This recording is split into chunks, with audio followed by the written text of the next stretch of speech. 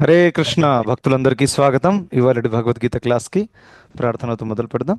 అందరు కూడా ప్రార్థించండి నాతో పాటు. ఇంకా దయచేసి వీడియో ఆన్ చేసి క్లాస్ వినడానికి ప్రయత్నించండి ప్లీజ్. ఓం నమో భగవతే వాసుదేవాయ. ఓం నమో భగవతే వాసుదేవాయ. ఓం నమో భగవతే వాసుదేవాయ. ఓం అజ్ఞానతిమిరాంధస్య జ్ఞానాంజనశలాకయా చక్షురున్మిళితం యేన తస్మై శ్రీగురవే నమః. నమో విష్ణుపాదాయ కృష్ణప్రేష్ఠాయ భూతలే శ్రీమతే భక్తివేదాంత స్వామిన్నితి నామినే. నమస్తే సారస్వతే దేవే గౌరవాణీ ప్రచారిణే నిర్విశేషశూన్యవాది పాశ్చాత్యదేశతారిణే. జయ శ్రీకృష్ణ చైతన్య ప్రభు నిత్యానంద శ్రీ అద్వైత గదాధర శ్రీవాసాది గౌరభక్తవృంద. హరే కృష్ణ కృష్ణ కృష్ణ హరే హరే హరే రామ రామ రామ హరే హరే. హరే కృష్ణ భక్తులందరికీ స్వాగతం ఇవాళటి భగవద్గీత క్లాస్కి. సో 11వ అధ్యాయము మనం చర్చిస్తున్నాము. సో అందులో మనము 14వ శ్లోకం వరకు చూసాము. సో ఆల్రెడీ నేను చెప్పినట్టు మొట్టమొదటి 4 శ్లోకాలు అర్జునుడు రిక్వెస్ట్ చేశారు కృష్ణుడికి విశ్వరూపం చూపించమని. దాని తర్వాత 5 నుండి 8వ శ్లోకాలు ఏవైతే ఉన్నాయో అక్కడ కృష్ణుడు తన యొక్క విశ్వరూపం చూయించేదానికంటే ముందు తనే కొంచెం బేసిక్ వివరణ ఇచ్చారు. దాని తర్వాత 9 నుండి 14వ శ్లోకాలు ఏవైతే ఉన్నాయో అది సంజయుడు వర్ణించినటువంటి విశ్వరూపము గురించి. దాని తర్వాత ఇప్పుడు మనం చూడబోతున్నాము 15 నుండి స్టార్ట్ అవుతుంది 31 వరకు. ఇది అర్జునుడు మాట్లాడతారనమాట. సో అర్జునుడు విశ్వరూపము యొక్క వర్ణన ఇస్తాడు. సో 15 నుండి 31. సో అది మనం చూద్దాం. సో 15వ శ్లోకము వి విల్ స్టార్ట్ టుడే. ఇంకా let me read. So first of all yeah PDF shared I think. Yes.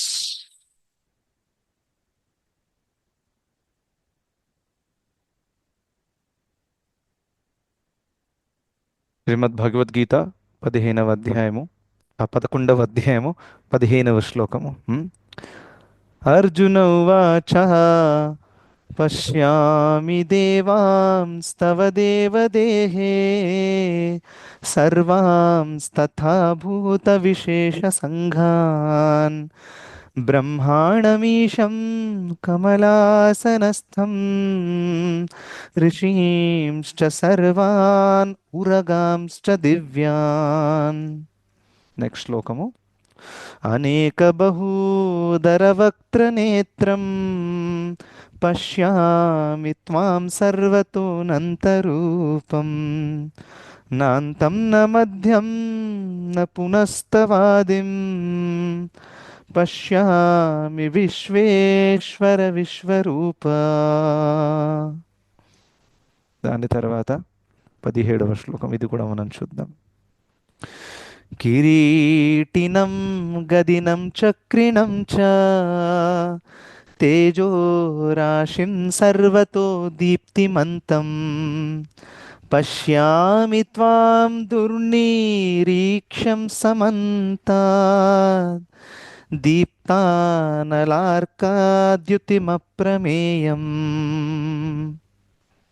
So ఈ 3 శ్లోకాల అనువాదము.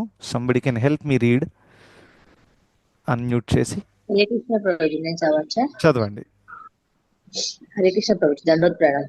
దండవత్ ప్రణామం.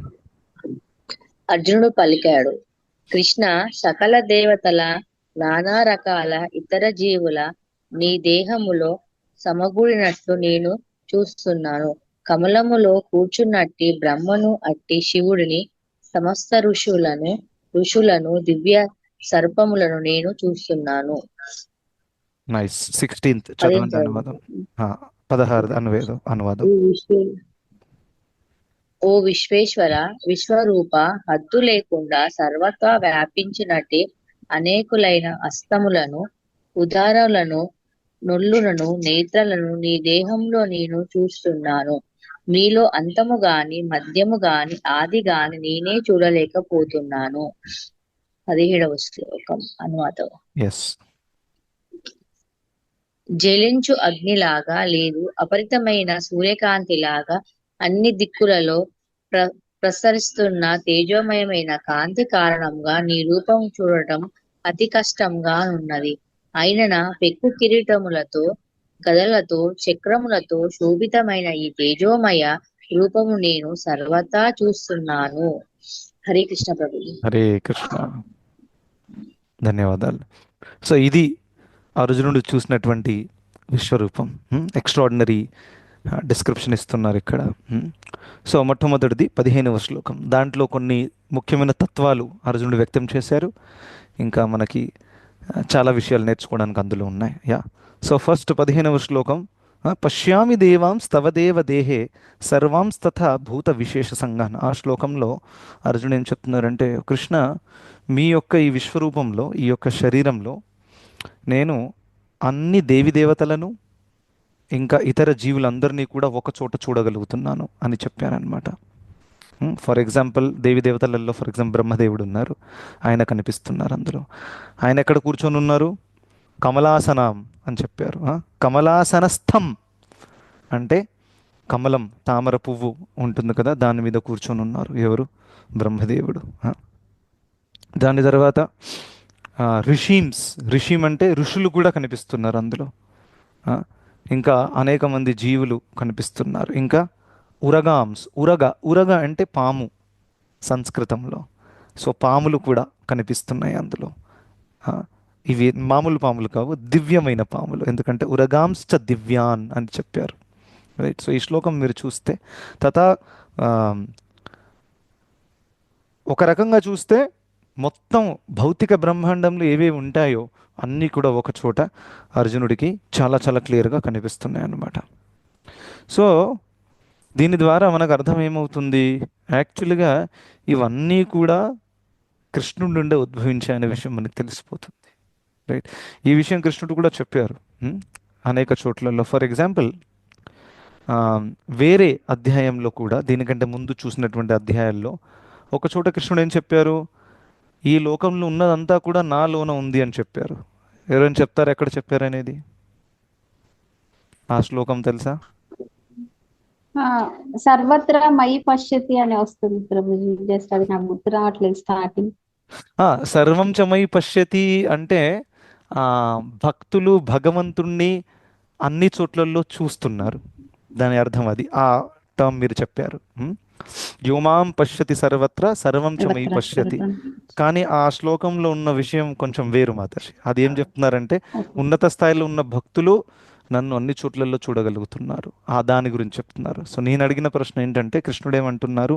ఈ లోకంలో ఉన్నదంతా కూడా నా లోపల ఉంది, నా లోపల అని చాలా క్లియర్గా చెప్తారు. ఇది 9వ అధ్యాయంలో వస్తుంది. సర్వస్య చాహం హృది సన్నివిష్టం. సర్వస్య చాహం ఇస్ 15th చాప్టర్. ఇంకా అక్కడ నా లోపల ఉంది అని చెప్పట్లేదు. సర్వస్య చాహం హృదయ సన్నివిష్టం అంటే అందరి హృదయంలో ప్రభుజీ మై పరమాత్మ సర్వాణి రూపం. మై సర్వాణి కర్మాణి కూడా కాదు, అది 3rd చాప్టర్లో ఉంది. మై సర్వాణి కర్మాణిలో ఏం చెప్తున్నారు? శుద్ధ భక్తులు ఎవరైతే ఉన్నారో వాళ్ళ కర్మములన్నింటినీ కూడా నాకు అర్పిస్తారు అని చెప్తున్నారు. సో 9వ అధ్యాయంలో 4వ శ్లోకంలో కృష్ణుడు చెప్తారు, మయా తతమిదం సర్వం జగదవ్యక్తమూర్తిన మత్స్థాని సర్వభూతాని నచాహం తేష్వస్థితః అని చెప్పారు. సో ఇందులో ఒక ప్రత్యేకమైన లైన్ ఏంటి? మత్ స్థాని సర్వభూతాని. మత్ స్థాని అంటే నాలో ఉన్నాయి సర్వభూతాని, అందరూ కూడా. సో దాని అర్థం ఏంటి? అంతా కూడా నాలోనే ఉంది అని కృష్ణుడు చాలా చాలా క్లియర్గా 9వ అధ్యాయంలో చెప్పారనమాట. సో ఇదే విషయం. ఇంకా ప్రత్యేకంగా ఇందులో దేవీ దేవతలు కూడా ఉన్నారు. ఇప్పుడు చాలామంది మన భారతదేశంలో ఆబ్వియస్గా చాలామంది దేవీ దేవతలను ఆరాధిస్తారు, అవునా కదా? శివుణ్ణి, గణపతిని ఆరాధిస్తారు, అమ్మవారిని ఆరాధిస్తారు. కానీ ఇక్కడ ఒక విషయం ఏం చెప్తున్నాడు అర్జునుడు చెప్పే వర్షన్ చూడండి. వీళ్ళందరూ కూడా కృష్ణుడిలోనే ఉన్నారని చెప్తున్నారు. ఇది అర్జునుడు చెప్పిన విషయం. ఇస్కాన్ డివోటీస్ చెప్తే మీరు ఆల్రెడీ ఇస్కాన్ డివోటీస్ కదా, మీరు ఎప్పుడు కృష్ణుడినే టాప్ మోస్ట్ అని చెప్తాము. అర్జునుడు ఇస్కాన్ డివోటీనా? ఆయన ఎప్పుడు ఇస్కాన్ జాయిన్ అయ్యాడు? రైట్, కాదు కదా. అర్జునుడు పురాతన కాలంలో ఉండేటటువంటి ఒక గొప్ప క్షత్రియుడు, అవునా? తను చెప్తున్నాడు, తను చూసింది ఉన్నది ఉన్నట్టు చెప్తున్నాడు. తను ఏదో మ్యానిపులేట్ చేసి మిస్లీడ్ చేయడానికి ప్రయత్నం కాదు. చాలా క్లియర్గా ఇక్కడ ఏం చెప్పారు, నాకు దేవి దేవతలు కూడా కనిపిస్తున్నారు. అందులో ఇద్దరు దేవి దేవతల పేర్లు చెప్పారు. ఎవరు? బ్రహ్మదేవుడి పేరు, ఇంకా శివుడి పేరు కూడా ఉంది, అవునా? అఫ్ కోర్స్ శివుడి position is little different, right? శివుడు జీవాత్మ కాదు, రైట్? ఆయన గురించి మనం చర్చిద్దాం కొంచెం సెపరేట్గా. కానీ ఇన్ జనరల్ ఇద్దరు గురించి ఆయన వ్యాఖ్యానం చేశారు. సో కృష్ణుడు కూడా ఒక చోట భగవద్గీతలో 10వ అధ్యాయంలో 2వ శ్లోకంలో ఈ విషయం చాలా చాలా క్లియర్గా చెప్పారు. ఏమని? దేవి దేవతలకు అందరికీ స్తోత్రము నేనే, వాళ్ళు నా నుంచి వచ్చారు. చూడండి, మనం ఏది చెప్పినా కానీ దానికి శాస్త్రంలో ప్రమాణం ఉండాలి. It is very important, right? So ఎందుకంటే ప్రమాణం లేకపోతే 10 మంది 10 ఒపీనియన్లు చెప్తారు, దాని విలువ లేదు. నా లెక్క ప్రకారం ఈయన గొప్ప, లేకపోతే ఆయన గొప్ప. ఒక వ్యక్తి అనొచ్చు నా లెక్క ప్రకారం రజనీకాంతే దేవుడు, ఒక ఆయన వచ్చి అమితాబ్ బచ్చన్. ఏదైనా చెప్పొచ్చు చెప్పడానికి, శాస్త్ర ప్రమాణం ఉన్నాడు, అవునా? శబ్ద ప్రమాణం అంటే శాస్త్రాల్లో ఉన్నటువంటి యొక్క విషయాన్ని మాత్రమే మనం స్వీకరించాలి, రైట్? ఇంకా Bhagavad Gita is a very unique శాస్త్ర. ఏ సంప్రదాయానికి చెందిన వాళ్ళైనా కానివ్వండి, వాళ్ళు వైష్ణవుల లేకపోతే మాయావాదుల, ఎవరైనా భగవద్గీత యొక్క ప్రమాణాన్ని అందరూ స్వీకరిస్తారు. Nobody can reject it, right? So అందుకని అక్కడ కృష్ణుడు చెప్తారు, నమే విదుహు సురగణా ప్రభవం న మహర్షయః అహం ఆదిర్హి దేవానాం మహర్షీణాం చ సర్వశః. అహం ఆదిర్హి దేవానాం, దేవి దేవతలకు అందరికీ ఆది నేను. చాలా క్లియర్గా చెప్పారు, ఇక్కడ ఎటువంటి కన్ఫ్యూజన్. ఇంకా మహర్షిణం అంటే అక్కడ ఋషులు కూడా ప్రత్యేకంగా ఆ శ్లోకంలో సప్త ఋషుల గురించి చెప్పారనమాట. సో ఋషులకి దేవి దేవతలకి స్తోత్రము నేనే అని 10వ అధ్యాయంలో చెప్పారు విభూతి యోగంలో. దాన్ని ప్రూఫ్ ఇక్కడ చూపించారు. Can you imagine? Can you connect the link now? Right, అక్కడ చెప్పింది ఇక్కడ చూపించారు. లోపల దేవి దేవతలు కనిపిస్తున్నారు, జీవాత్మలందరూ కనిపిస్తున్నారు, ఋషిమునులు కూడా కనిపిస్తున్నారు, రైట్? సో ఆ విధంగా it is very very nicely established that దేవి దేవతలందరూ కూడా వీళ్ళు యాక్చువల్గా భగవంతుడి నుండి ఉద్భవించారు. ఇంకా దేవి దేవతల్లో అందరికంటే ఫస్ట్ వ్యక్తి ఎవరు? బ్రహ్మదేవుడు. It is very very clearly mention in the shastras, right? And బ్రహ్మదేవుడి గురించి ఇంకా తన యొక్క ఆయువు గురించి కొంచెం బేసిక్ అండర్స్టాండింగ్ ఆల్రెడీ కృష్ణుడు చెప్తారు భగవద్గీతలో, రైట్? కానీ ఈ కమలము అదంతా కూడా డీటెయిల్స్ మీకు తెలిసి ఉంటుంది. Just I will revise. ఇక్కడ బ్రహ్మదేవుడు కమలం మీద కూర్చోవడం అంటే ఏంటి? ఆ కమలము గర్భోదక్ష విష్ణు యొక్క నాభి నుండి ఉద్భవించింది, దాని మీద బ్రహ్మదేవుడు కూర్చొని ఉన్నారు, రైట్? ఎప్పుడైతే తను ఆవిర్భవించారో బ్రహ్మదేవుడు, అప్పుడు తనకేమీ అర్థం కాలేదు. మొత్తం చీకటిగా ఉంది, ఏమీ కనిపించట్లేదు. Because is the first person కదా. తన తర్వాతనే అంతా స్టార్ట్ అయింది. సో అప్పుడు బ్రహ్మాండం కూడా మొత్తం కంప్లీట్గా కన్స్ట్రక్షన్ అవ్వలేదన్నమాట, రైట్? అలా సో ఫ్రేమ్వర్క్ రెడీ అయింది, రా మెటీరియల్ ఉంది, రైట్? కానీ ఇంప్లిమెంటేషన్ అవ్వలేదు ఇంకా. సో ఆ విధంగా బ్రహ్మదేవుడు అటు ఇటు చూసి ఇక తనకి 2 శబ్దాలు వినపడ్డాయి. ప అంటే తపస్సు చెయ్యి. సో బ్రహ్మదేవుడు కూర్చొని ఎన్నో సంవత్సరాలు తపస్సు చేస్తారు. తపస్సు చేసిన తర్వాత అప్పుడు భగవంతుడు తేనే బ్రహ్మ హృదయ ఆదికవయే ముహ్యంతి యత్ సూరయ అని శ్రీమద్ భాగవతంలో మొట్టమొదటి శ్లోకంలోనే ఉంది. భగవంతుడు బ్రహ్మదేవుడికి ఈ యొక్క జ్ఞానాన్ని ఇచ్చారు, శక్తినిచ్చారు హృదయం ద్వారా. అంటే డైరెక్ట్గా దర్శనం అవ్వలేదు, రైట్? బ్రహ్మదేవుడికి డైరెక్ట్గా దర్శనం అవ్వలేదు అట్ దట్ టైం. హృదయం ద్వారా భగవంతుడు ప్రేరేపించారు, సృష్టి ఎలా చేయాలి, ఏమేం కార్యాలు చేయాలి. అప్పుడు బ్రహ్మదేవుడు సృష్టి ఆరంభించాడనమాట. దాని తర్వాత 14 లోకాలు రావనివ్వండి, ఇంకా అనేక దేవి దేవతలు వీళ్ళందరూ కూడా రావడం అనేది జరిగింది, రైట్? ఇందులో ఒక యూనిక్ కేసు నేను చెప్పాను already about lord Shiva, right. So శివుడు ఉండేటటువంటి ప్రదేశం ఏంటి? కైలాసం అంటారు దాన్ని, రైట్. సో ఈ కైలాసం అనేది బ్రహ్మదేవుడు సృష్టించలేదు. కైలాసం అనేది ముందు నుంచే ఉంది, right. Kailasam is just almost at the beginning of the spiritual world, almost బార్డర్లో ఉంటుంది. సో ఇక్కడ ఆ, ఎన్నో బ్రహ్మాండాలు సృష్టింపబడుతున్నాయి, ఎన్నో బ్రహ్మాండాలు ప్రళయింపబడుతున్నాయి, కానీ కైలాసం అలాగే ఉంటుంది. అక్కడ సదాశివుడు ఉంటారు, పార్వతీదేవి ఉంటారు. This description is very clearly given, right. So అది భౌతిక జగత్తు యొక్క సృష్టి ప్రళయానికి గురవ్వదన్నమాట, రైట్. రెండవది, దేవి దేవతలు అందరూ కూడా జీవాత్మలు యాక్చువల్గా. ఈ విషయం గుర్తుపెట్టుకోవాలి, రైట్. దాని అర్థం ఏంటి? జీవాత్మలు ఎవరైనా చాలా తపస్సు చేసి దేవి దేవతలు కూడా అవ్వచ్చు నెక్స్ట్ లైఫ్లో. This is very interesting information. ఎవరైనా ఇంద్రుడు అవ్వాలనుకుంటే మీరు 100 అశ్వమేధ యజ్ఞాలు చేయాలి, అప్పుడు ఇంద్రుడి పోస్ట్ మీకు వచ్చేస్తుంది. ఇంకా మీకు అందరూ తెలుసు, పృథు మహారాజు 100 అశ్వమేధ యజ్ఞాలు చేయడానికి కూర్చున్నారు, 99లోనే తను ఆపేశాడనమాట. ఆ 100ది అయ్యే టైంలోనే ఇంద్రుడు వచ్చేవాడు, ఆ యొక్క యజ్ఞాన్ని భంగం చేసేవాడు అనమాట. ఎందుకు? ఇన్సెక్యూరిటీ వల్ల. సో దాని అర్థం ఏంటి? ఇక్కడ ఇంకో విషయం, మనం ఎంత ఎదిగినా కానీ, అంటే స్వర్గానికి అధిపతి అయినప్పటికీ కూడా ఈ ఇన్సెక్యూరిటీ పోదు. చెప్పండి, అంత ఉంది ఆయన దగ్గర.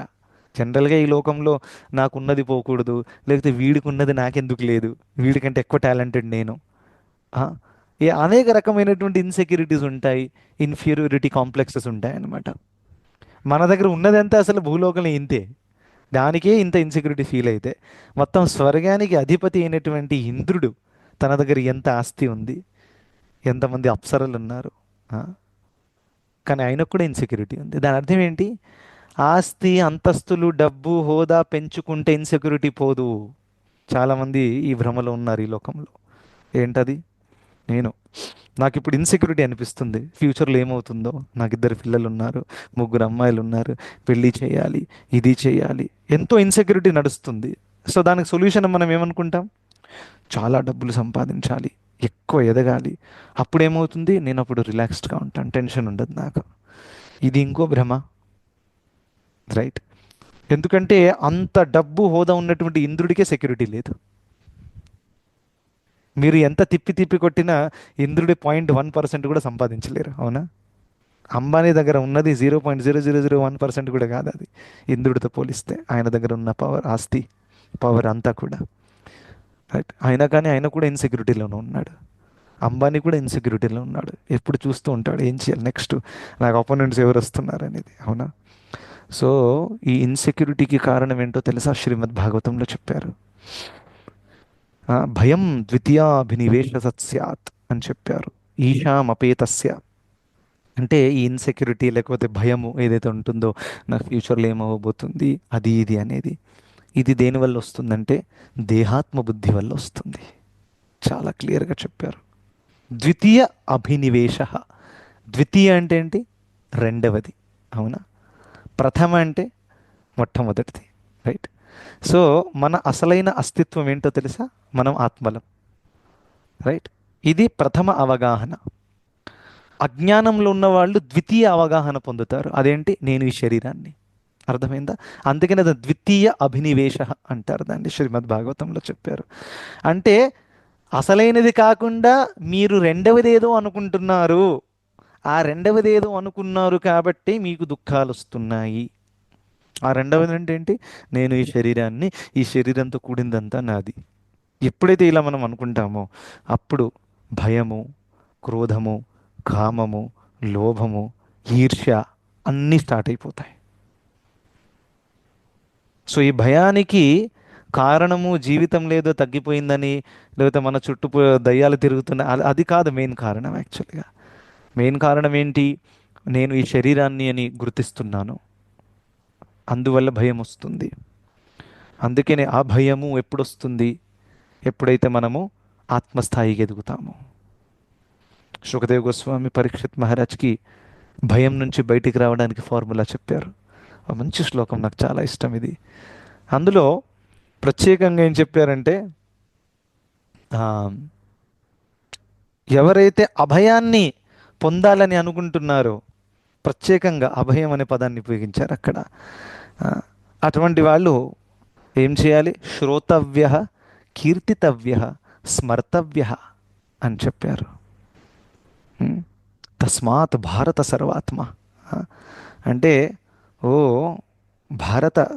అంటే పరీక్షిత్ మహారాజ్ కూడా అదే వంశం కాబట్టి, కురు వంశం కాబట్టి అలా అన్నారనమాట. భారత అని పిలుస్తారు ఆయన్ని కూడా. లైక్ అర్జున్ని కూడా భారత అని చెప్తారు ఒక చోట కృష్ణుడు. ఎందుకు చెప్పారు అలా? నువ్వు ఉన్న పరిస్థితి చాలా భయంకరమైన పరిస్థితి పరీక్షిత్. ఇది ఎవరికైనా జరిగిందనుకోండి, వాడు ఖచ్చితంగా డిప్రెషన్లోకి వెళ్ళిపోతాడు. అవునా కదా? సార్ సార్ మీ దగ్గర 7 రోజులు ఉన్నాయి సార్, మీకు క్యాన్సర్ వచ్చింది శ్రీనివాస్ గారు అని డాక్టర్ చెప్పారనుకోండి, ఇక్కడ చెమటలు పట్టడం స్టార్ట్ అయిపోతాయి. అవునా? అండ్ ఐఎమ్ నాట్ జోకింగ్, నేను ఇది పర్సనల్గా చూశాను. నేను ఒక డివోటీ, నాకు తెలుసు డివోటీ అంటే ఆయన జస్ట్ రీసెంట్గానే క్లాసెస్కి అంతా కనెక్ట్ అయ్యారు. కొన్ని మాల 16 రౌండ్స్ లేవు, జస్ట్ బిగినర్ డివోటీ అనమాట, కైండ్ ఆఫ్ సాధన పాయింట్ ఆఫ్ వ్యూతో. సో తనకి తెలిసిందనమాట క్యాన్సర్ ఉంది అని. ఇంకా డాక్టర్ అన్నారు మీ దగ్గర ఒక మేబీ 8-9 మంత్స్ ఉన్నాయి అంతే. ఓల్డ్ పర్సన్, అంటే జీవితంలో పిల్లలు, వాళ్ళ పెళ్ళిళ్ళు, సెటిల్మెంట్లు అన్నీ చేసేసాడు. It might be 70+ something like that. Complete depression. Can you imagine? అంటే ఆయన మాటలు కూడా రావట్లేదు నోటి నుంచి. ఎంత చావు అనేది ఎంత భయపెట్టేస్తుంది ఒక వ్యక్తిని. అవునా కాదా? మాటలు రావట్లేదు. నాకు ఒకసారి ఫోన్ చేశారు, నా క్లాస్ అటెండ్ చేసేవారు టెంపుల్లో. 6 నెలల నుంచి కనిపించట్లేదు, నాకు మెసేజ్ లేదు, ఫోను లేదు. నేను కూడా అనుకున్నా సరే ఆయన ఇంట్రెస్ట్ పోయిందేమో. చాలామంది వచ్చి వెళ్ళిపోతారు కదా అలా. సో అందరి వెనకాల మింపడము. సో అకస్మాత్తుగా నాకు ఫోన్ చేశారు. నేను అన్నా, "ఆ, గుర్తుందండి, మీరు నాకు గుర్తు, ఎలా ఉన్నారండి, బాగున్నారా" అంటే జస్ట్ అడిగాను మీరు బాగున్నారా అని. తను ఏడవడం స్టార్ట్ చేశాడనమాట. అయ్యో ఇలా ఏడుస్తున్నారు ఏంటండి, ఏమైందని అలా చెప్పారు. So is a very rich person, చాలా డబ్బు ఉంది, యుఎస్లో పనిచేశారు, చాలా సంపాదించారు. ఒక అబ్బాయి యుఎస్లో ఉన్నాడు, అమ్మాయి software, very well settled. And wife is a big scientist in ISRO. Right. So ఆ విధంగా మంచి స్థాయిలో ఉన్నప్పటికీ తన డబ్బు, హోదా అన్నీ ఏది కూడా తన భయాన్ని తీసి పక్కన పెట్టలేకపోయింది. Can you all see that clearly? తన భయం పోలేదు. ఇవన్నీ కూడా ఏది పనికి రాలేదు అక్కడ. Yes or no? సో అందుకనే పరీక్షిత్ మహారాజ్కి మంచి సొల్యూషన్ ఇచ్చారు సుఖదేవ్ గోస్వామి. ఇంకా సుఖదేవ్ గోస్వామి చెప్తే అది వేరే లెవెల్ అనమాట. Just have to accept it as it is. Right. తను గొప్ప, చాలా చాలా ఉన్నత స్థాయిలో ఉన్న వ్యక్తి. తను ఎంత ఉన్నత స్థాయిలో ఉన్నాడంటే, తను మాట్లాడుతుంటే తన నాన్నగారైనటువంటి వ్యాసదేవుడు, ఇంకా వ్యాసదేవుడి గురువైనటువంటి నారదముని కూడా క్లాస్లో కూర్చొని వింటున్నారు. Can you believe? గురువు తన శిష్యుడు క్లాస్ వినడు జనరల్గా. That is not a standard. Correct. నాన్నగారు కూర్చొని వింటున్నారు, నారదముని కూర్చొని వింటున్నారు. ఇంకా ఈ పరీక్షిత్ మహారాజుకి 7 రోజుల శాపం వచ్చింది అనే న్యూస్ బ్రహ్మాండం అంతా స్ప్రెడ్ అయిపోయింది. వేరే వేరే లోకంలో నుంచి గొప్ప గొప్ప ఋషుములు వచ్చారు. నేను వెళుతున్నాను, ఇప్పుడు వెళ్ళాలి భూలోకానికి. అక్కడ హస్తినాపురం అనే ఒక ప్లేస్ ఉంది భారతవర్షంలో. అక్కడ ఒక గొప్ప భక్తుడు పరీక్షిత్. ఎవరో తెలుసా? పాండవుల వంశంలో ఉన్నవాడు. ఒక్కసారి ఇమాజిన్ చేయండి. ఆ వంశానికి అంత కీర్తి ఉంది, ఎందుకంటే వాళ్ళందరు కృష్ణ భక్తులు కాబట్టి. ఒక వంశం గొప్ప వంశం ఎప్పుడవుతుంది అంటే, ఎప్పుడైతే వాళ్ళు భక్తులు అవుతారో. అవునా? అందరికీ ఈ లోకంలో మన వంశం ముందుకెళ్ళాలి, మన వంశం ముందుకెళ్ళాలి అని ఉంటుంది. అవునా? ఇప్పుడు మా ఫ్యామిలీలో నాకు ఒక బాబు పుట్టాడు. రైట్. మా అన్నయ్యకి 2 అమ్మాయిలు ఉన్నారు. ఇంకా దట్స్ ఇట్. మా నాన్నగారికి ఎవరు అన్నదమ్ములు లేరు, లాస్ట్ అన్నమాట. సో వాళ్ళు చాలా చాలా ఆతృతతో ఉన్నారు, ఈ శ్రీనివాస్కి ఎలాగో కొడుకు పుట్టాలి, అప్పుడే మా వంశం ముందుకెళ్తుంది. వాళ్ళు ఆ టెన్షన్లో ఉన్నారు. ఆ, మేమేమో ప్రహ్లాదుడు లాంటి ఒక భక్తుడు రావాలని మేము వేదుకుంటున్నాం, లేకపోతే కుంతి మహారాణి లాంటి ఒక భక్తురాలు రావాలి, కానీ భక్తులు కావాలి. అవునా కాదా? సో డివోటీస్కి వారి మైండ్ సెట్, థాట్ ప్రాసెస్ వేరుగా ఉంటుంది. రైట్. ఎందుకంటే శ్రీమద్ భాగవతంలో ఏం చెప్పారు? ఒకవేళ పెళ్లి చేసుకున్నటువంటి దంపతులు కనబోయే సంతానాన్ని ఉద్ధరించాలి అని ప్లాన్ లేదనుకోండి, అటువంటి వాళ్ళు సంతానం కనకూడదు అని చాలా హెవీగా చెప్పారు శ్రీమద్ భాగవతంలో. గురుర్న సస్యాత్ పితా న సస్యాత్ అని చెప్పారు. అంటే ఒక గురువు తన శిష్యులను ఉద్ధరించాలనే కెపాసిటీ లేదనుకోండి, కోరిక లేదా, అటువంటి వ్యక్తి గురువు అవ్వకూడదు. తల్లిదండ్రులు నా పిల్లల్ని నేను ఉద్ధరిస్తాను, వాళ్ళకి భగవద్భక్తి మార్గం నేర్పించి అనే ఉద్దేశం లేదనుకోండి, అటువంటి వాళ్ళు తల్లిదండ్రులు అవ్వకూడదు అని చెప్పారు. అంత హెవీ విషయం అనమాట. కానీ లోకంలో అందరూ వంశం ముందుకెళ్ళాలి, ఆహా ఇప్పుడు మా వంశం నిలబడుతుంది. అసలు నేను ప్రశ్న అడిగాను, ఏం వంశం గురించి మాట్లాడుతున్నారు? ఎన్ని రోజులు మనం ఉంటాము? మీరు ఏం వంశం చూడబోతున్నారు ఫ్యూచర్లో? రైట్, ఇప్పుడు మీకు మనవడు పుట్టారు, అవునా? నేను మా డాడీతో అలా మాట్లాడతాను చాలా క్లోజ్గా. మీకు మనవడు పుట్టారు, మీరు చాలా హ్యాపీగా ఉన్నారు, వెరీ గుడ్. ఫ్యూచర్లో వెళ్ళి తను ఏం చేస్తాడు, మీ వంశం ఎక్కడికి వెళ్తుంది, మీరు ఉంటారా చూడ్డానికి after 200 years? Then what is the point? Why are you taking anxiety? The best important question is, నేను ఎక్కడికి వెళ్ళబోతున్నాను మృత్యు తర్వాత, అది చూడాలి. కానీ నేను వెళ్ళిన తర్వాత వంశానికి ఏమవుతుందని టెన్షన్ తీసుకుంటున్నాం. Yes or no? So this is the big problem. So అందుకనే ఎనీవే పరీక్షిత్ మహారాజు ఎందుకు కురువంశం అంత గొప్ప అని చెప్పారంటే, కంటే పాండవులు శుద్ధ భక్తులు. ఇంకా పరీక్షిత్ మహారాజు తన రాజ్యంలో అలా ఇలా వెళ్ళేవారనమాట చూడ్డానికి. So he was a very very practical person, very open minded. ఎప్పుడెప్పుడు వేషం మార్చుకొని వెళ్ళేవారు. ప్రజలు ఏం మాట్లాడుకుంటున్నారు, ఏదైనా ఫీడ్బ్యాక్ ఉందా నా గురించి, ఎందుకంటే డైరెక్ట్గా చెప్పలేకపోవచ్చు. సో తను అయితే వెళ్ళినప్పుడు కొంతమంది అక్కడ నిలబడి పరీక్షిత్ మహారాజు యొక్క తాతగారైనటువంటి అర్జునుడి గురించి కీర్తిస్తున్నారు. ఇంకా అర్జునుడికి కృష్ణుడికి మధ్య ఉన్న సంబంధం గురించి కీర్తిస్తున్నారు. అది విని పరీక్షిత్ మహారాజు తన్మయత్వంలోకి వెళ్ళిపోయారు. అవునా, మా తాతగారు అంత గొప్ప వ్యక్తా? ఇంకా కృష్ణుడికి చాలా క్లోజ్ అంట. అవునా, ఇంకా కృష్ణుడు స్వయంగా భగవద్గీత చెప్పారు మా తాతగారికి. మా తాతగారు మోహానికి గురయ్యారు, దుఃఖంలో ఉన్నారు, పెద్ద మహాభారత యుద్ధం జరిగింది ఆ టైంలో అని ఇవన్నీ వింటుంటే పరీక్షిత్ మహారాజ్ తన్మయత్వంలో వెళ్ళిపోయారు. ఎస్, సో ఇది అసలైన వంశం అంటే. అండ్ ఈ వంశం means Krishna should be in the centre. Yes or no? So ఆ విధంగా భయాన్ని పోగొట్టుకోవడానికి పరీక్షిత్ మహారాజ్కి ఏం చెప్పారు? శ్రోతవ్య, కీర్తితవ్య, స్మర్తవ్య.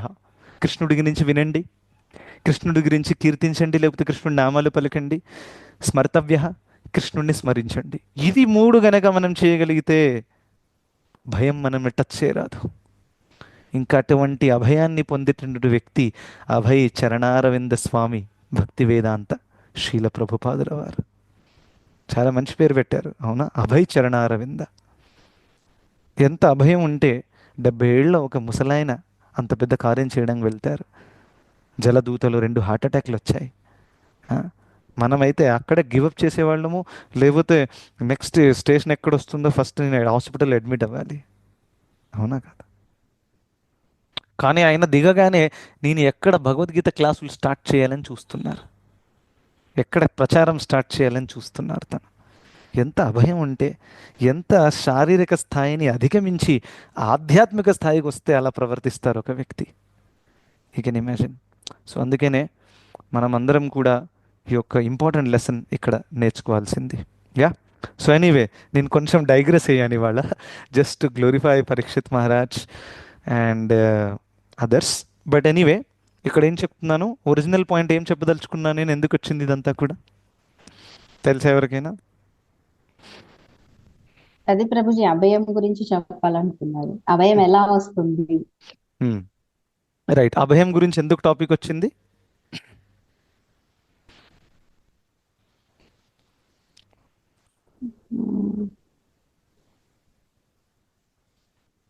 ఇంద్రుడు గురించి చెప్పి ఎస్, చాలా బాగా చెప్పారు భాగ్యలక్ష్మి గారు, వెరీ గుడ్. సో నేనేం చెప్పానంటే, చాలా ఉన్నత లోకంలో ఉన్న వాళ్ళు కూడా భయానికి, ఇన్సెక్యూరిటీకి లోనవుతున్నారు.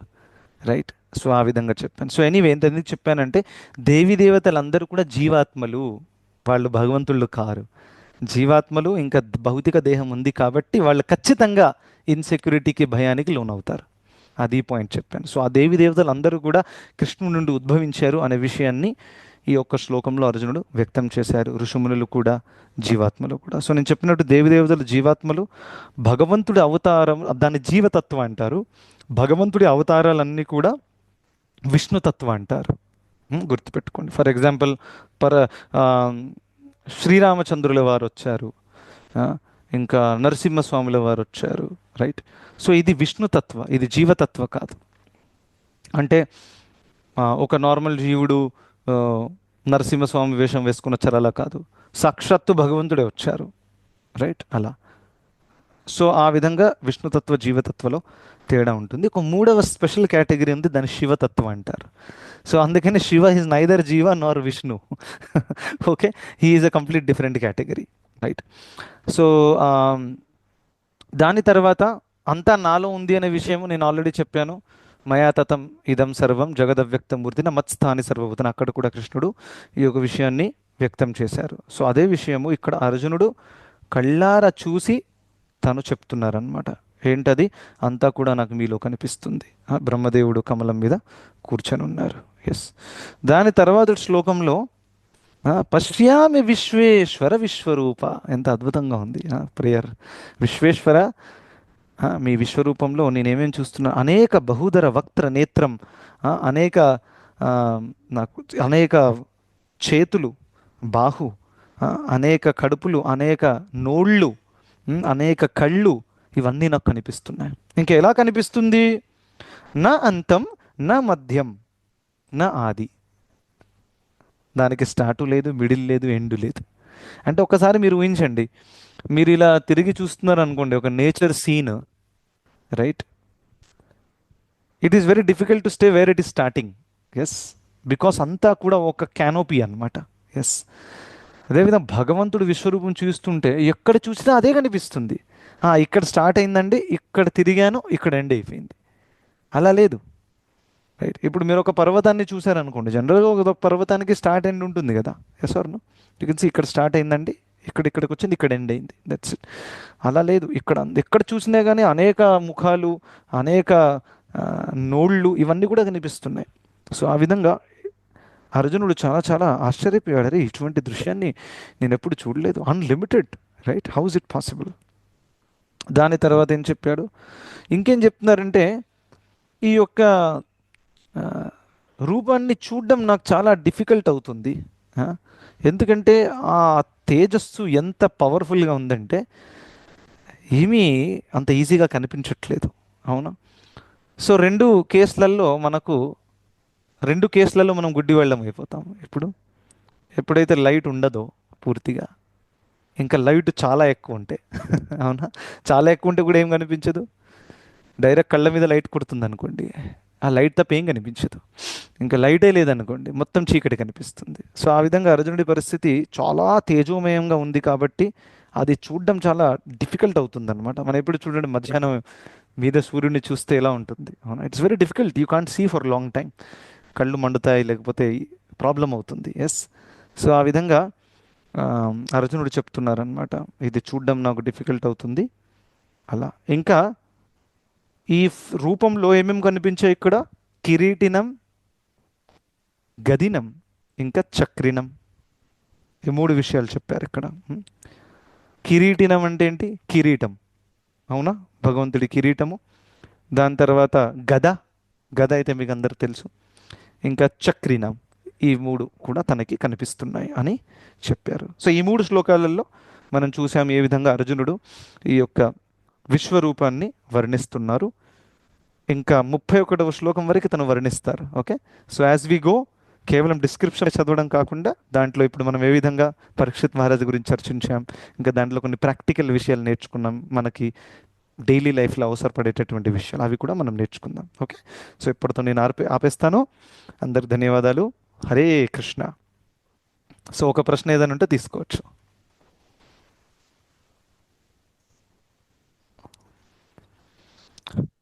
ఓకే, హరే కృష్ణ ప్రభుజీ. హరే కృష్ణ. రాజ్ కుమార్ ప్రభు. యా ప్రభు, యాక్చువల్లీ ఈ క్వశ్చన్ వచ్చేసి లాస్ట్ సెషన్ అడుగుదాం అనుకున్నాను, బట్ యా టైం లేకుండే. సో ప్రభుజీ, లైక్ భగవంతుణ్ణి మనం చూడాలి అంటే ఒక అర్హత అనేది ఉండాలి కదా ప్రభుజీ. Yes, correct. సో అర్జునునికి అర్హత ఉంది కాబట్టి మనకి అర్జునునికి అవతారాన్ని చూపించాడు. కానీ ఇండైరెక్ట్ గా మన సంజయుడు కూడా చూస్తాడు కదా ప్రభుజీ, అంటే లైక్ అతని దివ్య దృష్టితోటి. సో సంజయుడు గత జన్మలలో ఏమైనా భక్తి కార్యాలు చేశాడా? లేదంటే అతనికి చాలా మంది ఉన్నారు కదా! బట్ అందులో అతనికే ఎందుకు అదృష్టం దక్కింది అని యా సందేహం. ఆఫ్ కోర్స్ సి సంజయుడు ఆల్దో ధృతరాష్ట్రుడి యొక్క పర్సనల్ అసిస్టెంట్ అయినప్పటికీ he was a very religious person. ఇంకా ఒక రకంగా వ్యాసదేవుడి డిసైపుల్ తను. రెండవది, వ్యాసదేవుడు ఈ యొక్క దివ్య దృష్టిని యాక్చువల్గా ఫస్ట్ ధృతరాష్ట్రుడికి ఇవ్వాలని అనుకున్నారు. నేను ముందు కూడా చెప్పాను క్లాస్లో ఒకసారి. కానీ ధృతరాష్ట్రుడు వద్దన్నాడు. ఎందుకంటే ఎందుకు ఆబ్వియస్ ధృతరాష్ట్రుడికి కళ్ళు లేవు. అండ్ అది బట్ వ్యాసుడు అన్నాడు, నీకు నేను ఒక దృష్టిని ఇస్తాను. దేని ద్వారానైతే నువ్వు ఇక్కడ రాజభవనంలో కూర్చొనే నువ్వు యుద్ధం అంతా చూడొచ్చు. మీ పిల్లలు ఏ విధంగా యుద్ధం చేస్తున్నారు అదంతా కూడా తను వద్దన్నాడు. ఎందుకంటే ఒకవేళ నా పిల్లలు ఓడిపోతే వాళ్ళ చావు చూసి నేను భరించలేను. సో అందుకనే మీరు ఇవ్వకుంటేనే బాగుంటుంది అని చెప్పారు. సో ఆ సందర్భంలో వ్యాసుడు సంజయుడికి ఇవ్వడం అనేది జరుగుతుంది. అట్లీస్ట్ సంజయుడు చూస్తే తను వర్ణిస్తే ధృతరాష్ట్రుడు చెవుల ద్వారా వినొచ్చు కనీసం. సో ఆ రకంగా సంజయుడికి ఇచ్చారు. So Sanjaya was a very righteous and religious person. Okay, and అది మనకు కనిపిస్తుంది కూడా. ఈ 18వ అధ్యాయంలో లాస్ట్లో సంజయుడు అద్భుతమైన విషయాలు చెప్తారు. ఏ విధంగా రాజ్యం సంస్పృశ్య సంస్పృశ్య సంవాదమిదం ఇహమద్భుతం అని చెప్తారు. ఈ యొక్క అద్భుతమైన సంవాదం విన్న తర్వాత నాకు ఇలా వెంట్రుకలు నిలబడుతున్నాయి అని సంజయుడు చెప్తున్నాడు. అవునా, ఇదే సంవాదం ధృతరాష్ట్రుడు కూడా విన్నాడు. అవునా, తనకి వెంట్రుకలు నిలబడట్లేవు. తను ఇంకా అదే టెన్షన్లో ఉన్నాడు. ఎలా యుద్ధం జరుగుతుంది, ఎలా పాండవులను చంపాలి, ఎలా కృష్ణుడిని సైడ్లో తోసేయాలి, ఈ కృష్ణుడు ఏమైనా మధ్యలో వచ్చి యుద్ధం చేసి కాపాడతాడా, ఆ టెన్షన్లో ఉన్నాడు. ఇంత విశ్వరూపం వివరణ విన్న తర్వాత కూడా తన హృదయంలో ఒక 1% భక్తి కూడా ఉద్భవించట్లేదు. కానీ ఇదే విషయాన్ని సంజయుడు విన్నాడు. నా this shows that Sanjay is a deserving candidate. Yes or no? ఎందుకంటే విన్న తర్వాత సంజయుడికి శరణగతి పెరిగింది. ఎంత అద్భుతమైన విషయం చెప్పారు. సంజయుడు ఏం చెప్పారంటే లాస్ట్లో ఎక్కడైతే ఈ విధంగా what is the last verse of the Bhagavad Gita?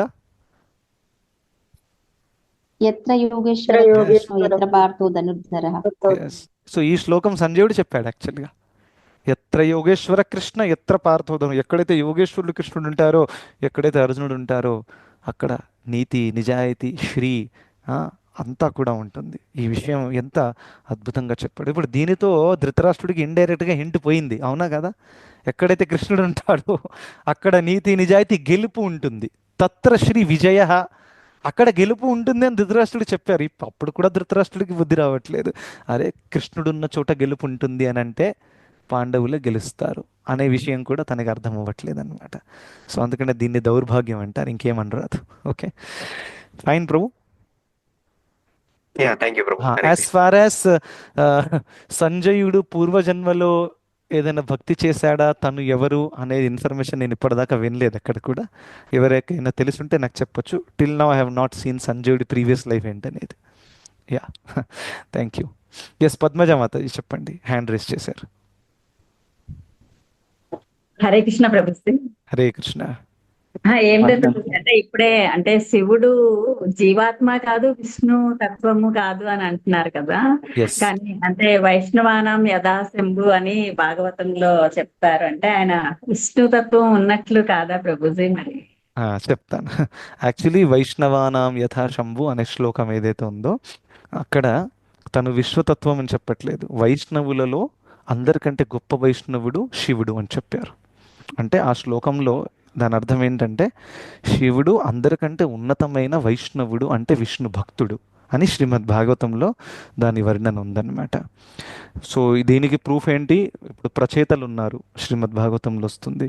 So వాళ్ళని అందరికీ రుద్రగీతం చెప్పి భగవంతుడిని ఎలా ఆరాధించాలి, జీవితపు లక్ష్యం ఏంటి అనే దాని మీద ప్రవచన ఇచ్చి శివుడు ఆ ప్రచేతలను ఉద్ధరించాడనమాట. అంటే ఒక రకంగా శివుని చరాచర గురువు అని కూడా చెప్పారు. అంటే జీవులందరికీ ఉన్నతమైన గురువు శివుడు. అందుకని ఆయన ఆశ్రయాన్ని ఎవరైనా తీసుకున్నారనుకోండి ఖచ్చితంగా వాళ్ళు భక్తిలో చాలా చాలా ఎదుగుతారనమాట. రైట్. ఇంకా శివుడి యొక్క గ్లోరీస్ శ్రీమద్ భాగవతంలో చాలా ఉన్నాయి. ఫర్ ఎగ్జాంపుల్ దక్ష ప్రజాపతి యొక్క లీలలో కూడా అక్కడ ఆ స్టోరీలో శివుడి యొక్క ఉన్నతమైన, శివుడిని ఇంకో పదంతో కూడా సంబోధిస్తారు, ధీర అని అంటారు. రైట్. తను ఎటువంటి సుఖ దుఃఖాలకు, మానము అవమానానికి లోనవ్వడం అనమాట. సో ఆ విధంగా is completely on different platform. Chitraketu Maharaj past టైంలో కూడా తను కథ చెప్తున్నాడు వైరాగ్యం మీద. ఆ ఆడియన్స్లో నారదముని కూర్చొని వింటున్నారు. ఎవరి నుంచి? శివుడి నుంచి. ఇంకా వైరాగ్యం మీద కథ చెప్తున్నారు. పార్వతీదేవి తన మీద కూర్చొని ఉంది, కాళ్ళ మీద. Can you imagine? అయితే ఈ సీన్ ఎందుకు చూపించారు ప్రత్యేకంగా? ఎందుకంటే పార్వతీదేవి ఇలా మీద కూర్చున్నప్పటికీ శివుడు తన వైరాగ్యాన్ని మెయింటైన్ చేయగలుగుతున్నారు, తన ఇంద్రియ సమయాన్ని మెయింటైన్ చేయగలుగుతున్నారు. And he is able to give class. ఇంకా ఇవ్వడమే కాదు, అక్కడ ఆడియన్స్లో కూర్చున్న వాళ్ళు కూడా పెద్ద పెద్ద సన్యాసులు వాళ్ళు వింటున్నారు. That is lord Shiva's position, right? So ఆ విధంగా అనేక కీర్తులు ఉన్నాయి. యాజ్ ఫర్ అస్ తత్వ ఇస్ కన్సర్న్, శివతత్వ సెపరేట్ కేటగిరీ అని చెప్పారు. ఇన్ వన్ సెన్స్ ఇది బ్రహ్మ సంహితలో వస్తుంది. క్షీరం యథా దది వికార విశేష యోగాత్ అని చెప్పారు. అంటే పాలు మనము దాంట్లో కొంచెం పెరుగు మిక్స్ చేసి, దాన్ని మిక్స్ చేస్తే ఏమవుతుంది? పెరుగుగా మారిపోతుంది, అవునా? సో పాలు పెరుగుగా మారిపోతాయి, కానీ మళ్ళీ పెరుగు నుంచి పాలు తీసుకురారాదు మనం. That is not possible, right? అదేవిధంగా అదేవిధంగా భగవంతుడు విష్ణువు ఆయన ఒక రకమైనటువంటి రూపాన్ని ధరిస్తారు, ఒక భావాన్ని ధరిస్తారు, అది శివుడు. సో ఒక రకంగా మనకి ఆచార్యులు ఏం చెప్పారంటే దీన్ని అచింత్య భేదాభేద అని కూడా చెప్పారు. దాని అర్థం ఏంటంటే శివుడు కృష్ణుడిలో తేడా కూడా ఉంది, సమానత్వం కూడా ఉంది. ఒక రకంగా వాళ్ళిద్దరే, ఒక రకంగా వాళ్ళిద్దరు కాదు కూడా. ప్రభు ఇదేంటిది? పెరుగు ఇంకా పాలు రెండిట్లో సమానత్వం కూడా ఉంది, తేడా కూడా ఉంది. ఒప్పుకుంటారా? సమానత్వం అంటే in terms of if you see the unitedness, పాలు లేకుండా పెరుగు రాదు, ఇంపాసిబుల్. సో పెరుగుకి సెపరేట్ ఎగ్జిస్టెన్స్ లేదు, పాలే అది, రూపం మారింది అంతే, కరెక్టా? సెపరేట్ ప్రోడక్ట్ కాదు. అట్ ద సేమ్ టైం పెరుగు ఏదైతే ఆఫర్ చేస్తుందో, పాలు ఏదైతే ఆఫర్ చేస్తుందో, అవి రెండు వేరు, అవునా కదా? అంటే రెండు కాన్స్టిట్యూయెంట్ ఎలిమెంట్స్ చూస్తే రెండిట్లో వేరు వేరుగా ఉన్నాయి. అదేవిధంగా శివుడు జనరల్గా రెండు కార్యాలు. ఒకటి ఏంటంటే చాలామంది భౌతిక కోరికలు తీర్చుకోవడానికి శివుణ్ణి ఆరాధిస్తారు, అవునా? అది మనకు తెలుసు. జనరల్గా శివుణ్ణి ఏ రోజు ఆరాధిస్తారు ఒక వారంలో? What is the day? Is it Monday? Monday, correct. ఇది ఎందుకు చెప్పానంటే నేను రీసెంట్గానే మండేకి ఒక చెరువు గట్టు అనే టెంపుల్కి వెళ్ళాను అనమాట. సో లార్డ్ శివ అక్కడ ఉంటారు, శివలింగం కూడా ఉంది. సో వి గాట్ దర్శన్, మా ఫ్యామిలీతో సహా వెళ్ళాం మేము. సో అలా ఆరాధిస్తారు. But if you look at the people, వాళ్ళకి ఒక భౌతిక కోరికలు తీర్చుకోవడానికి వస్తారనమాట. సో ఒక రకంగా శివుడు ఆ రోల్ తీసుకున్నారు, ఈ లోకంలో ఉండే వాళ్ళ భౌతిక కోరికలు తీర్చాలని. But at the same time Shiva తను అనుకుంటున్నారు ఎప్పుడు వీళ్ళందరూ కూడా ఆత్మస్థాయికి ఎదుగుతారు. ఎన్ని రోజులు ఈ భౌతిక కోరికలు తీర్చుకొని భౌతిక జగత్తులో తిరుగుతూ ఉంటారు, కింద మీద, రైట్? సో సరైన క్యాండిడేట్ కనిపిస్తే ఆ శివుడు ఏం చేస్తారు? ఆ వ్యక్తిని భగవంతుడి యొక్క భక్తిలో చేరుస్తారనమాట. ప్రచేతలను కూడా అదే చేశారు, ఎంతోమంది అలా ఉన్నారనమాట. సో ఆ విధంగా it is a different category, జీవుడు కాదు. ఇంకా శివుడు ఉండే ఒక లోకము కూడా కైలాసము, which is almost in the beginning of the spiritual world. అది భౌతిక జగత్తులో సృష్టి ప్రళయానికి గురవ్వదన్నమాట. So this is the information we have. So అంటే శివుడిది కూడా పోస్ట్ కాదు కదా ప్రభుజీ, అంటే బ్రహ్మగారి నో, Shiva is a person. Shiva is a person. బ్రహ్మగారికి ఉన్నట్టుగా ఏజ్ అది కూడా శివుడి గురించి ఎప్పుడు చెప్పరు కదా ప్రభు? చెప్పము, కరెక్ట్. ఎందుకంటే శివుడు శాశ్వతం, అందుకనే the word is Sadashiva, right? శివుడికి మృత్యువు, అంతము ఇదంతా కూడా లేదు. Applies to Brahma because Brahma is a జీవాత్మ. జీవాత్మలందరికీ ఇక్కడ వచ్చినప్పుడు శరీరానికి ఒక బిగినింగ్ డేట్, ఎక్స్పైరీ డేట్ ఉంటుంది, ఇంక్లూడింగ్ బ్రహ్మదేవుడి ఆయువు చాలా పెద్దది. యాక్చువల్గా క్యాల్కులేట్ చేస్తే 311 trillion 40 billion earthly years, exact number. ఇది ఎలా గుర్తుంది? ఇప్పుడే ఎగ్జామ్లో రాశాను కాబట్టి. సో అక్కడ అడిగారు మొత్తం క్యాల్కులేషన్ ఎక్స్ప్లెయిన్ చేయండి అని చెప్పారు. బ్రహ్మదేవుడిది ఎంత ఆయువు? సో అదంతా కూడా ఒక పేజ్ క్యాల్కులేషన్ వచ్చింది, 10th స్టాండర్డ్ మ్యాథమెటిక్స్ గుర్తొచ్చింది. సో ఎనీవే, సో అంత పెద్ద ఆయువు అనమాట. అయినా కానీ he will be dying one day, he cannot live forever, ఎందుకంటే హీజ్ అ జీవాత్మ. Same applies to everybody else except Lord Shiva. ఓకేనా మాతాజీ? ఎస్. సో ఒకవేళ మీలో నుండి ఎవరైనా శివ భక్తులు అయి ఉంటే మీరు చాలా సౌభాగ్యవంతులు. శివుణ్ణి వేడుకోండి, నాకు ఇంకా విష్ణు భక్తిలో ఎదగడానికి నాకు సామర్థ్యాన్ని ఇవ్వండి అని. దెన్ హీఈస్ ద ఆయన ఒకవేళ ఆశీర్వాదం ఇచ్చారనుకోండి, మీరు చాలా ఉన్నత స్థాయికి ఎదుగుతారు. ఎందుకంటే ఆయన చాలా చాలా కరుణ కలిగినటువంటి వైష్ణవుడు. అందుకనే వైష్ణవానాం యథా శంభు అని చెప్పారు.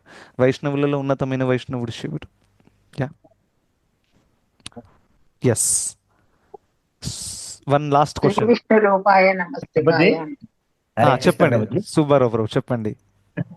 అదే ఇప్పుడే మనము దేవతలు అనే వాళ్ళు జీవాత్మలు, మనం అట్లీస్ట్ కొంతవరకు మనం అచీవ్ చేసినా దేవతలుగా మారుతాం అనేది ఒక ఎక్కడో విన్నాను. ఎస్, ఉంది. ఎస్. కానీ దేవతలకి మళ్ళా కృష్ణుడి దగ్గరికి వెళ్ళే అవకాశం ఉందా? మనలాగా మనం అంటే డైరెక్ట్ వెళ్ళడానికి అవకాశం ఉందా మనకి? ఎందుకంటే మనం పూజ చేస్తే. గుడ్, చాలా మంచి క్వశ్చన్ అడిగారు. సో చూడండి, దీని గురించి ఒక ఇన్ఫర్మేషన్ వస్తుంది. ఈ విషయం ఇంద్రుడే చెప్పారు. ఇప్పుడు మీరు ఈ ప్రశ్న ఇంద్రుడిని అడిగారు అనుకోండి, సార్ మీరు ఇంత ఉన్నత స్థాయిలో ఉన్న దేవతలకి అధిపతి కదా, మీరు అక్కడి నుంచి భగవద్ధామానికి వెళ్ళే అవకాశం ఉందా అని అంటే, ఇంద్రుడు ఏం రిప్లై చేశారు? అతిశయ ఇంద్రియోత్సవం అని చెప్పారు. దాని అర్థం ఏంటంటే, ఇంద్రుడు ఏమన్నారు? ఈ స్వర్గలోకంలో, దేవతల లోకంలో ఇంద్రియోత్సవం అతిశయంగా ఉంది.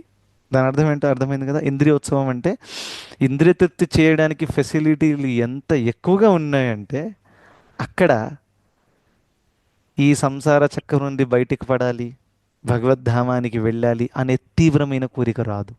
It is very difficult. So ఆ లెక్క ప్రకారం చూస్తే, ఈ భూలోకంలో నానా దుఃఖాలు తన్నులు అనుభవించేటటువంటి మనలాంటి వాళ్ళందరం కూడా చాలా సౌభాగ్యవంతులం.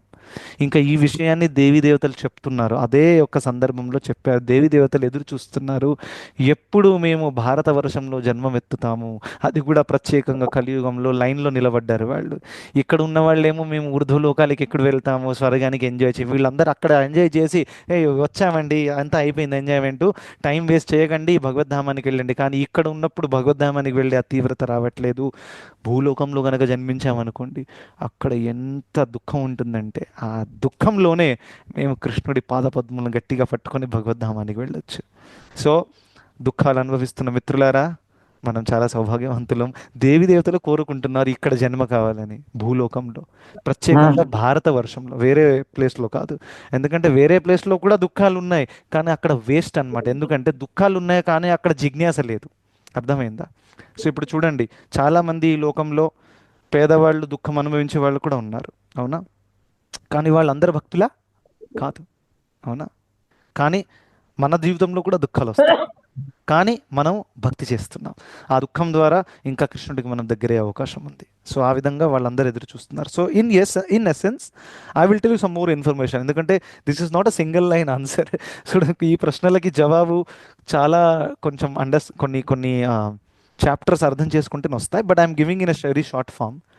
కొన్ని కేసెస్లలో అక్కడి నుంచి భగవద్ధామానికి వెళ్ళొచ్చు. ఎగ్జాంపుల్ సత్యలోకంలో బ్రహ్మదేవుడు ఉంటారు. బ్రహ్మదేవుడి యొక్క ప్లానెట్లో ఉండే వాళ్ళందరూ కూడా ఉన్నత స్థాయిలో ఉన్న భక్తులు. అక్కడ అందరూ తపస్య, మెడిటేషన్ చేస్తున్నారు. అక్కడి నుంచి వాళ్ళు డైరెక్ట్గా భగవద్ధామానికి వెళ్తారు ప్రళయమైన తర్వాత. That is most of the people will go back to it is just like a gateway. Just భగవద్ధామానికి వెళ్ళే ముందు వాళ్ళు అక్కడికి వచ్చారు బ్రహ్మదేవుడి దగ్గరికి, సత్యలోకానికి. సత్యలోకం నుండి వైకుంఠానికి వాళ్ళు వెళ్ళిపోతారు most of them. Not the case with స్వర్గ. ఎందుకంటే స్వర్గంలో ఇంద్రియోత్సవం చాలా ఎక్కువగా ఉంది. బ్రహ్మలోకంలో బ్రహ్మదేవుడు స్వయంగా ఉన్నారు. బ్రహ్మదేవుడు ఇస్ ద ఆచార్య. సో ఆయన అక్కడ అందరినీ కూర్చోబెట్టి విష్ణు భక్తి నేర్పుతారు, అవునా? ఆయన 4 ముఖాల నుంచి ఏమేమి వస్తుంటాయి బయటికి? 4 వేదాలు వస్తుంటాయి, అవునా కాదా? But that is not the case with Indra. You never see Indra is reciting Vedas. No, ఆయన అక్కడ కూర్చొని అప్సరలు డ్యాన్స్ చేస్తుంటే తను ఎంజాయ్ చేస్తున్నాడు, సోమరసం తాగుతున్నాడు, అవునా? సో స్వర్గలోకంలో ఉండే వాళ్ళది ఏదైతే ఉందో అక్కడి నుంచి భగవద్ధామానికి వెళ్ళడం it's almost out of question అనమాట, రైట్? సో అది భోగ ప్రదేశం అంటేనే మొత్తం భోగం కావాలనే కోరికతో వచ్చిన వాళ్ళు అనమాట. వాళ్ళు మొత్తం భోగము క్షీణమైన తర్వాత కృష్ణుడు ఏం చెప్పారు భగవద్గీతలో? క్షీణే పుణ్యే మర్త్యలోకం విశంతి. పుణ్యము క్షీణమైన తర్వాత మళ్ళీ భూలోకంలోకి వాళ్ళు వస్తారు, రైట్? సో దీని అర్థం ఏంటి? స్వర్గలోకం నుంచి ఎక్కడికి వస్తారు? యాక్చువల్గా భూలోకానికి వస్తారు. Krishna has answered your question. Okay, వాళ్ళు అక్కడి నుంచి అక్కడికి వెళ్ళారు. But those who are in Brahmaloka they can go to Vaikuntha. Okay ప్రభు, ఐ హోప్ ఇట్ క్లారిఫైస్. ధన్యవాదాలు. Thank you. Hare Krishna. So ఇప్పుడు మనం విరామం తీసుకుందాం.